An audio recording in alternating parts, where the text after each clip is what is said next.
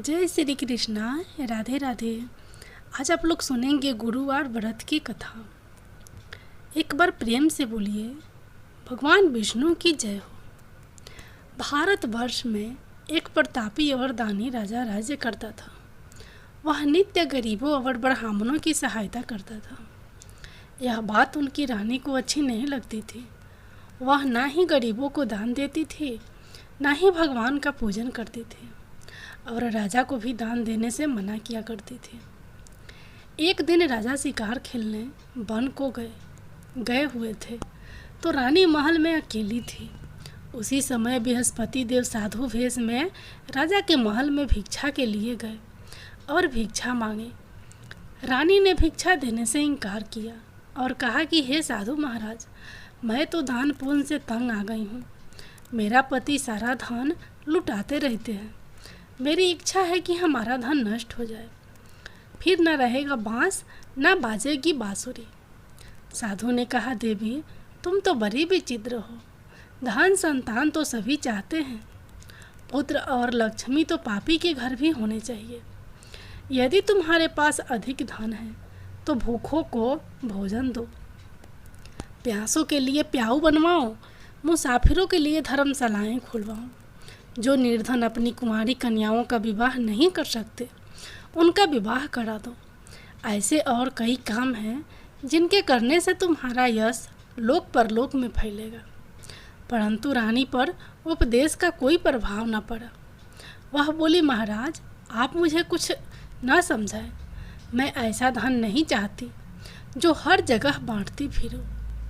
साधु ने उत्तर दिया, यदि तुम्हारी ऐसी इच्छा है तो जैसा मैं तुम्हें बताऊंगा तुम 7 बृहस्पतिवार वैसा ही करना। तुम ऐसा करना कि बृहस्पतिवार को घर लीपकर पीली मिट्टी से अपना सिर धोकर स्नान करना। बृहस्पतिवार के दिन कपड़े धोना। राजा से बोलना कि वह हजामत बनवाए और भोजन में मांस मंदिरा खाना। ऐसा करने से आपका सारा धन नष्ट हो जाएगा। इतना कहकर वह साधु महाराज वहाँ से अलोप हो गए। साधु के अनुसार कई बातों को पूरा करते हुए रानी को केवल 3 बृहस्पतिवार ही बीते थे कि उसकी समस्त धन संपत्ति नष्ट हो गई। भोजन के लिए राजा का परिवार तरसने लगा। तब एक दिन राजा ने रानी से बोला कि हे रानी, तुम यहीं रहो, मैं दूसरे देश के जाता हूँ, क्योंकि यहाँ पर सभी लोग मुझे जानते हैं, इसलिए मैं कोई छोटा कार्य नहीं कर सकता। ऐसा कहकर राजा परदेश चला गया। वहाँ वह जंगल से लकड़ी काटकर लाता और शहर में बेचता। इस तरह वह अपना जीवन व्यतीत करने लगा। इधर राजा के परदेश जाते ही रानी और दासी दुखी रहने लगी। एक बार जब रानी और दासी को 7 दिन तक बिना भोजन के रहना पड़ा, तो रानी ने अपनी दासी से कहा कि हे दासी, पासी के नगर में मेरी बहन रहती है, वह बड़ी धनवान है, तो उसके पास जा और कुछ ले आ, ताकि थोड़ी बहुत गुजर बसर हो जाए। दासी रानी के बहन के पास गई। उस दिन गुरुवार था और रानी की बहन उस समय बृहस्पतिवार व्रत की कथा सुन रही थी। दासी ने रानी की बहन को अपनी रानी का संदेश दिया, लेकिन रानी की बहन कोई उत्तर नहीं दिया।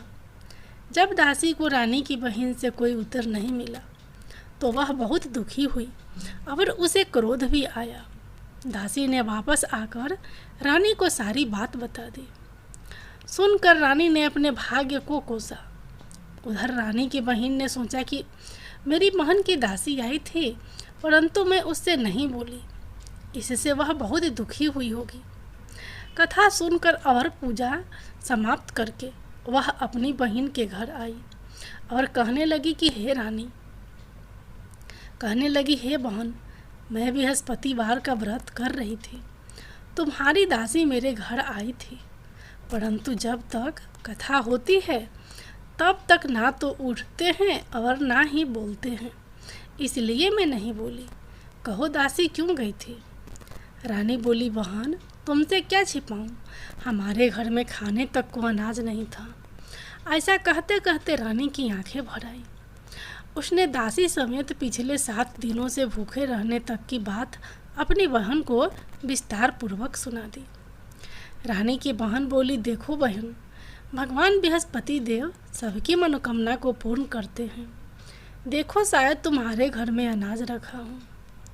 पहले तो रानी को विश्वास नहीं हुआ, पर बहन के आग्रह करने पर उसने अपनी दासी को अंदर भेजा तो उसे सचमुच अनाज से भरा एक घड़ा मिल गया। यह देखकर दासी को बड़ी हैरानी हुई। दासी रानी से कहने लगी कि हे रानी, जब हमको भोजन नहीं मिलता तो हम व्रत ही तो करते हैं, इसलिए क्यों ना इनसे व्रत और कथा की विधि पूछ ली जाए ताकि हम भी व्रत कर सकें। तब रानी ने अपने बहन से बृहस्पतिवार व्रत के बारे में पूछा। उसकी बहन ने बताया, बृहस्पतिवार के व्रत में चने की दाल और मुनाका से विष्णु भगवान का केले की जड़ में पूजन करें तथा दीपक जलाएं, व्रत कथा सुने और पीला भोजन ही करें। इससे बृहस्पति देव प्रसन्न होते हैं। व्रत और पूजन विधि बताकर रानी की बहन अपने घर को लौट गई। 7 दिन के बाद जब गुरुवार आया तो रानी और दासी ने व्रत रखा। घुड़साल में जाकर चना और गुड़ ले आई, फिर उससे केले की जड़ तथा विष्णु भगवान का पूजन किया। अब पीला भोजन कहाँ से आए, इस बात को लेकर दोनों बहुत दुखी थे, चूँकि उन्होंने व्रत रखा था। इसलिए बृहस्पति देव उनसे प्रसन्न थे।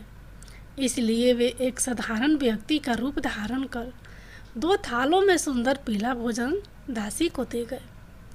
भोजन पाकर दासी प्रसन्न हुई और फिर रानी के साथ मिलकर भोजन ग्रहण किया।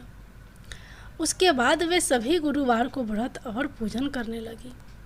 बृहस्पति भगवान की कृपा से उनके पास फिर से धन संपत्ति आ गई, परंतु रानी फिर से पहले की तरह आलस्य करने लगी। तब दासी बोली, देखो रानी, तुम पहले भी इस प्रकार आलस्य करती थी। तुम्हें धन रखने में कष्ट होता था, इस कारण सभी धन नष्ट हो गया। और अब जब भगवान बृहस्पति की कृपा से धन मिला है तो तुम्हें फिर से आलस्य होता है। रानी को समझाते हुए दासी कहती है कि बड़ी मुसीबतों के बाद हमने यह धन पाया है, इसलिए हमें दान पुण्य करना चाहिए, भूखे मनुष्यों को भोजन कराना चाहिए और धन को शुभ कार्यों में खर्च करना चाहिए, जिससे तुम्हारे कुल का यश बढ़ेगा, स्वर्ग की प्राप्ति होगी और पितृ प्रसन्न होंगे। दासी की बात मानकर रानी अपना धन शुभ कार्यों में खर्च करने लगी, जिससे पूरे नगर में उसका यश फैलने लगा। एक दिन राजा दुखी होकर जंगल में एक पेड़ के नीचे आसन जमा कर बैठ गया। वह अपनी दशा को याद करके व्याकुल होने लगा। बृहस्पतिवार का दिन था। एकाएक उसने देखा कि निर्जन वन में एक साधु प्रकट हुए। वह साधु वेश में स्वयं बृहस्पति देवता थे। लकड़हारे के सामने आकर बोले, हे लकड़हारे, इस सुनसान जंगल में तू चिंतामग्न क्यों बैठा है? लकड़हारे ने दोनों हाथ जोड़कर प्रणाम किया और उत्तर दिया, महात्मा जी, आप सब कुछ जानते हैं, मैं क्या कहूँ? यह कहकर रोने लगा और साधु को अपनी आत्मकथा सुनाई। महात्मा जी ने कहा, तुम्हारी स्त्री ने बृहस्पतिवार के दिन बृहस्पति भगवान का निरादर किया है, जिसके कारण रुष्ट होकर उन्होंने तुम्हारी यह दशा कर दी। अब तुम चिंता को दूर करके मेरे कहने पर चलो तो तुम्हारे सब कष्ट दूर हो जाएंगे और भगवान पहले से भी अधिक संपत्ति देंगे।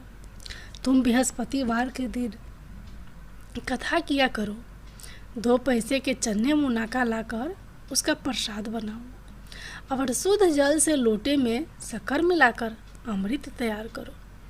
कथा के पश्चात अपने सारे परिवार और सुनने वाले प्रेमियों में अमृत व प्रसाद बांटकर आप भी ग्रहण करो। ऐसा करने से भगवान तुम्हारी सब मनोकामनाएं पूरी करेंगे। साधु के ऐसे वचन सुनकर लकड़हारा बोला, हे प्रभु, मुझे लकड़ी बेचकर इतना पैसा नहीं मिलता जिससे भोजन के उपरांत कुछ बचा सकूं। मैंने रात्रि में अपनी स्त्री को व्याकुल देखा है। मेरे पास कुछ भी नहीं जिससे मैं उसकी खबर मंगा सकूं। साधु ने कहा, हे लकड़हारे, तुम किसी बात की चिंता मत करो। बृहस्पति के दिन तुम रोजाना की तरह लकड़ियां लेकर शहर को जाओ। तुमको रोज से दोगुना धन प्राप्त होगा, जिससे तुम भली भांति भोजन कर लोगे तथा बृहस्पति देव की पूजा का सामान भी आ जाएगा। इतना कहकर साधु अंतर्धान हो गए। धीरे धीरे समय व्यतीत होने पर फिर वहीं बृहस्पतिवार का दिन आया। लकड़हारा जंगल से लकड़ी काटकर किसी शहर में बेचने गया। उसे उस दिन और दिन से अधिक पैसा मिला। राजा ने चना गुड़ आदि लाकर गुरुवार का व्रत किया। उस दिन से उसके सभी कलेश दूर हुए। परंतु जब दोबारा गुरुवार का दिन आया तो बृहस्पतिवार का व्रत करना भूल गया। इस कारण बृहस्पति भगवान नाराज हो गए। उस दिन उस नगर के राजा ने विशाल यज्ञ का आयोजन किया तथा शहर में यह घोषणा करा दी कि कोई भी मनुष्य अपने घर में भोजन ना बनावे, न आग जलावे। समस्त जनता मेरे यहाँ भोजन करने आवे। इस आज्ञा को जो ना मानेगा उसे फांसी की सजा दी जाएगी। इस तरह की घोषणा संपूर्ण नगर में करवा दी गई। राजा की आज्ञा अनुसार शहर के सभी लोग भोजन करने गए, लेकिन लकड़हारा कुछ देर से पहुंचा, इसलिए राजा उसको अपने साथ घर लिवा ले गए और ले जाकर भोजन करा रहे थे तो रानी की दृष्टि उस खूंटी पर पड़ी जिस पर उसका हार लटका हुआ था।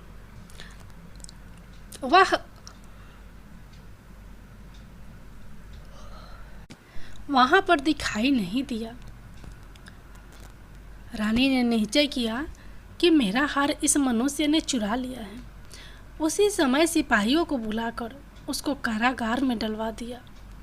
जब लकड़हारा कारागार में पड़ गया और बहुत दुखी होकर विचार करने लगा कि न जाने कौन से पूर्व जन्म के कर्म से मुझे यह दुख प्राप्त हुआ है, और उसी साधु को याद करने लगा जो कि जंगल में मिला था। उसी समय तत्काल बृहस्पति देव साधु के रूप में प्रकट हुए और उसकी दशा को देखकर कहने लगे, अरे मूर्ख, तूने बृहस्पति देव की कथा नहीं करी, इस कारण तुझे दुख प्राप्त हुआ है।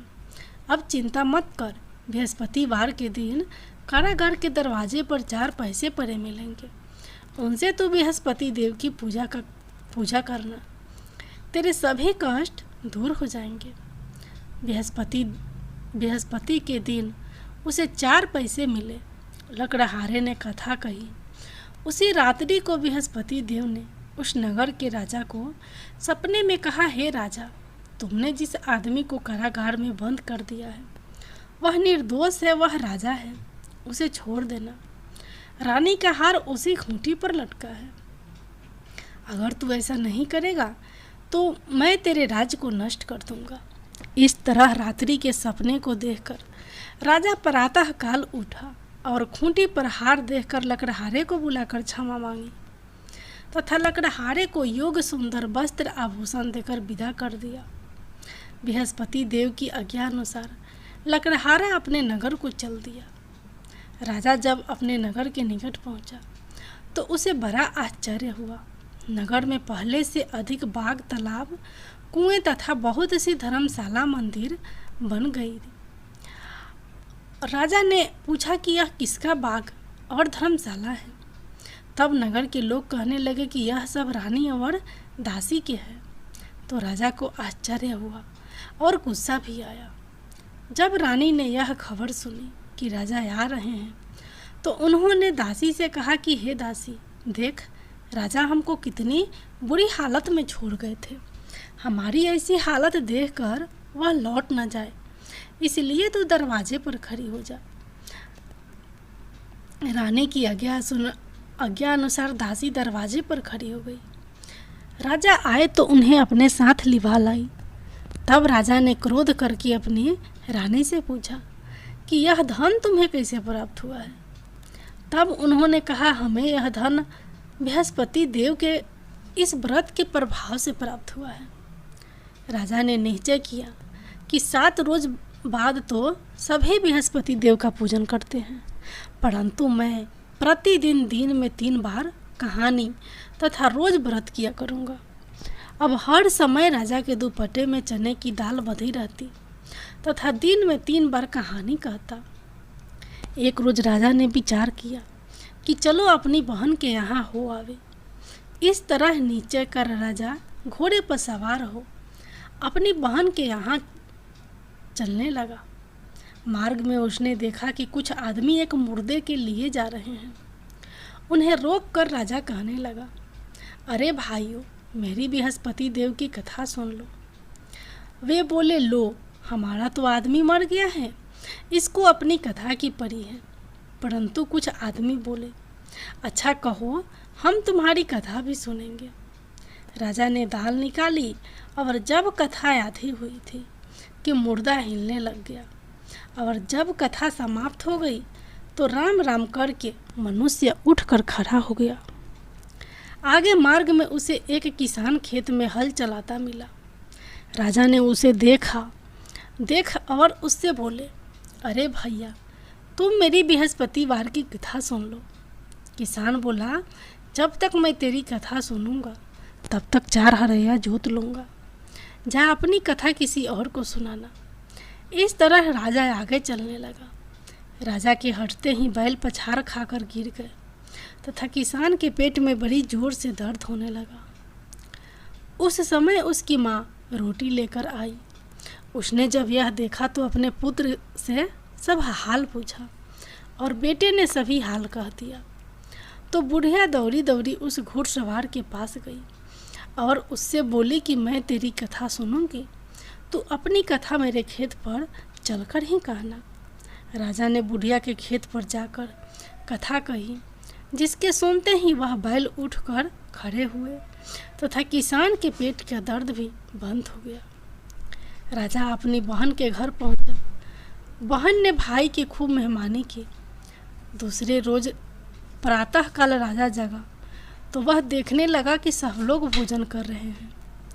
राजा ने अपनी बहन से कहा, ऐसा कोई मनुष्य है जिसने भोजन नहीं किया हो, तो मेरी बृहस्पतिवार की कथा सुन ले। बहन बोली, हे भैया, यह देश ऐसा ही है कि पहले यहाँ लोग भोजन करते हैं, बाद में अन्य काम करते हैं। अगर कोई पड़ोस में हो तो देखकर आती हूँ। वह ऐसा कहकर देखने चली गई, परंतु उसे कोई ऐसा व्यक्ति नहीं मिला जिसने भोजन ना किया हो। अतः वह एक कुम्हार के घर गई जिसका लड़का बीमार था। उसे मालूम हुआ कि उनके यहाँ 3 रोज से किसी ने भोजन नहीं किया है। रानी ने अपने भाई की कथा सुनने के लिए कुम्हार से कहा। वह तैयार हो गया। राजा ने जाकर बृहस्पतिवार की कथा कही, जिसको सुनकर उसका लड़का ठीक हो गया। अब तो राजा की प्रशंसा होने लगी। एक रोज राजा ने अपनी बहन से कहा कि हे बहन, हम अपने घर को जाएंगे, तुम भी तैयार हो जाओ। राजा की बहन ने अपनी सास से कहा। सास ने कहा, चली जा, परंतु अपने लड़कों को मत ले जाना, क्योंकि तेरे भाई के कोई औलाद नहीं है। बहन ने अपने भैया से कहा, हे भैया, मैं तो चलूँगी, पर कोई बालक नहीं जाएगा। राजा बोला, जब कोई बालक नहीं चलेगा तब तुम ही क्या करोगी जाकर। बड़े दुखी मन से राजा अपने नगर को लौट आया। राजा ने अपनी रानी से कहा, हम निसंतान हैं, हमारा मुंह देखने का धर्म नहीं है और कुछ भोजन नहीं किया। रानी बोली, हे प्रभु, बृहस्पति देव ने हमें सब कुछ दिया है, वह हमें औलाद अवश्य देंगे। उसी रात को बृहस्पति देव ने राजा के सपने में आकर कहा, हे राजा, उठ, सभी सोच त्याग दे, तेरी रानी गर्भ से है। राजा की यह बात सुनकर बड़ी खुशी हुई। 9वें महीने में उसके गर्भ से एक सुंदर पुत्र पैदा हुआ। तब राजा बोला, हे रानी, स्त्री बिना भोजन के रह सकती है, पर बिना कहे नहीं रह सकती। जब मेरी बहन आवे तुम उससे कुछ कहना मत। रानी ने सुनकर हाँ कर दिया। जब राजा की बहन ने यह शुभ समाचार सुना तो वह बहुत खुश हुई तथा बधाई लेकर अपने भाई के यहाँ आई। तभी रानी ने कहा, घोड़ा चढ़कर तो नहीं आई, गधा चढ़ी आई। राजा की बहन बोली, भाभी मैं इस प्रकार ना कहती तो तुम्हें औलाद कैसे मिलती। बृहस्पति देव ऐसे ही हैं, जैसे जिसके मन में कामनाएं हैं सभी को पूर्ण करते हैं।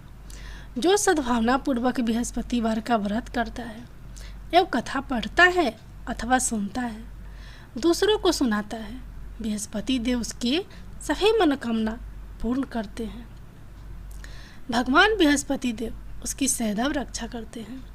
संसार में जो मनुष्य सद्भावना से भगवान जी का पूजन व्रत सच्चे हृदय से करते हैं तो उनकी सभी मनोकामनाएं पूर्ण करते हैं। जैसी सच्ची भावना से रानी और राजा ने उनकी कथा का गुणगान किया था, उनकी सभी इच्छाएं बृहस्पति देव जी ने पूर्ण की थी। इसलिए पूर्ण कथा सुनने के बाद प्रसाद लेकर जाना चाहिए। हृदय से उनका मनन करते हुए जयकारा बोलना चाहिए। बोलो बृहस्पति देव की जय हो, भगवान विष्णु की जय हो। अब आप लोग सुनिए गुरुवार व्रत की दूसरी कथा। प्राचीन काल में एक ब्राह्मण रहता था। वह बहुत निर्धन था, उसके कोई संतान नहीं थे। उसकी स्त्री बहुत मलिनता के साथ रहती थी। वह स्नान ना करती, ना किसी देवता का पूजन करती। इससे ब्राह्मण देवता बड़े दुखी थे। बेचारे बहुत कुछ कहते थे किंतु उसका कुछ परिणाम ना निकला। भगवान की कृपा से ब्राह्मण की स्त्री की कन्या रूपी रत्न पैदा हुआ। कन्या बड़ी होने पर प्रातः स्नान करके विष्णु भगवान का जप व बृहस्पतिवार का व्रत करने लगी। अपने पूजन पाठ को समाप्त करके विद्यालय जाती तो अपने मुट्ठी में जौ भर के ले जाती और पाठशाला के मार्ग में डालती जाती। तब ये जौ सोने के हो जाते। लौटते समय उनको बीन कर घर ले आती थी। एक दिन वह बालिका सूप में उस सोने के जौ को फटक कर साफ कर रही थी कि उसके पिता ने देख लिया और कहा, हे बेटी, सोने के जौ को फटकने के लिए सोने का सूप होना चाहिए। दूसरी दिन बृहस्पतिवार था। इस कन्या ने व्रत रखा और बृहस्पति देव से प्रार्थना करके कहा, मैंने आपकी पूजा सच्चे मन से की हो तो मेरे लिए सोने का सूप दे दो। बृहस्पति देव ने उसकी प्रार्थना स्वीकार कर ली। रोजाना की तरह वह कन्या जौ बीन रही थी तो बृहस्पति देव की कृपा से सोने का सूप मिला। उसे वह घर ले आई और उसमें जौ साफ करने लगी, परंतु उसकी माँ का वही ढंग रहा। एक दिन की बात है कि वह कन्या सोने के सूप में जौ साफ कर रही थी। उस समय उस शहर का राजपुत्र वहाँ से होकर निकला। इस कन्या के रूप और कार्य को देखकर मोहित हो गया तथा अपने घर आकर भोजन तथा जल त्याग कर उदास होकर लेट गया। राजा को इस बात का पता लगा तो अपने प्रधानमंत्री के साथ उसके पास गए और बोले, हे बेटा, तुम्हें किस बात का कष्ट है? किसी ने अपमान किया अथवा और कारण हो सो कहो, मैं वही कार्य करूँगा जिससे तुम्हें प्रसन्नता हो। अपने पिता की राजकुमार ने बातें सुनी तो वह बोला, मुझे आपकी कृपा से किसी बात का दुख नहीं है। किसी ने मेरा अपमान नहीं किया है, परंतु मैं उस लड़की से विवाह करना चाहता हूँ जो सोने के सूप में जौ साफ कर रही थी। यह सुनकर राजा आश्चर्य में पड़ गया और बोला, हे बेटा, इस तरह की कन्या का पता तुम ही लगाओ। मैं उसके साथ तेरा विवाह अवश्य ही करवा दूंगा। राजकुमार ने उस लड़के के घर का पता बतलाया। तब मंत्री उस लड़की के घर गए और ब्राह्मण देवता को सभी हाल बतलाया। ब्राह्मण देवता से सभी हाल बतलाया। ब्राह्मण देवता राजकुमार के साथ अपनी कन्या का विवाह करने के लिए तैयार हो गए तथा विधि विधान के अनुसार ब्राह्मण की कन्या का विवाह राजकुमार के साथ हो गया। कन्या के घर से जाते ही पहले की भांति उस ब्राह्मण देवता के घर में गरीबी का निवास हो गया। अब भोजन के लिए भी अन्य बड़ी मुश्किल से मिलता था। एक दिन दुखी होकर ब्राह्मण देवता अपनी पुत्री के पास गए। बेटी ने पिता की दुखी अवस्था को देखा और अपनी माँ का हाल पूछा। तब ब्राह्मण ने सभी हाल कहा। कन्या ने बहुत सा धन देकर अपने पिता को विदा कर दिया। इस तरह ब्राह्मण का कुछ समय सुखपूर्वक व्यतीत हुआ, लेकिन कुछ दिन बाद फिर वही हाल हो गया। ब्राह्मण फिर अपनी कन्या के यहाँ गया और सारा हाल कहा तो लड़की बोली, हे पिताजी, आप माताजी को यहाँ लिया लाओ, मैं उसे विधि बता दूंगी जिससे गरीबी दूर हो जाए। वह ब्राह्मण देवता अपनी स्त्री को अपनी बेटी के घर साथ लेकर पहुँचे तो अपनी माँ को समझाने लगी, हे माँ, तुम प्रातःकाल प्रथम स्नान आदि करके विष्णु भगवान का पूजन करो तो सब दरिद्रता दूर हो जाएगी। परंतु उसकी माँ ने एक भी बात नहीं मानी और प्रातःकाल उठकर अपनी पुत्री के बच्ची जूठन को खा लिया करती थी। इससे उसकी पुत्री को भी बहुत गुस्सा आया और एक रात को कोठरी से सभी सामान निकाल दिया और अपनी माँ को उसमें बंद कर दिया। प्रातःकाल उसे निकाला तथा स्नान आदि करा के पूजा पाठ करवाया तो उसकी माँ की बुद्धि ठीक हो गई और फिर प्रत्येक बृहस्पतिवार को व्रत रखने लगी। इस व्रत के प्रभाव से उसके माँ बाप बहुत ही धनवान और पुत्रवान हो गए और बृहस्पति जी के प्रभाव से इस लोक के सुख भोग कर स्वर्ग को प्राप्त हुए। सब बोलो विष्णु भगवान की जय, बोलो बृहस्पति देव की जय।